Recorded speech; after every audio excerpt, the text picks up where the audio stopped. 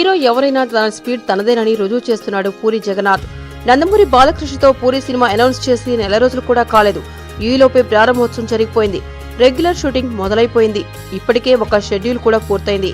ఈ నెల 16న regular shoot ఆరంభమైందని, తొలి రోజు షూటింగ్ అద్భుతంగా సాగిందని ట్విట్టర్లో వెల్లడించిన పూరి బుధవారం రాత్రి ఇంకో అప్డేట్ ఇచ్చాడు. ఈ సినిమా కోసం వేసిన భారీ సెట్ లో తొలి షెడ్యూల్ పూర్తి చేశామని, యాక్షన్ సీక్వెన్స్ తీశామని ప్రకటించాడు పూరి. ప్రారంభోత్సవంలో చెప్పినట్లే మరోసారి నందమూరి అభిమానులకు ఈ సినిమా విందే అంటూ మరోసారి నొక్కి వక్కాణించాడు పూరి. ఇంత వేగంగా షూట్ చేస్తుండడం అభిమానులకు మహదానందం ఇచ్చేదే. పూరి స్పీడ్ చూస్తుంటే అనుకున్నట్టే సినిమాను సెప్టెంబర్ 29న రిలీజ్ కు రెడీ చేసేలా ఉన్నాడు.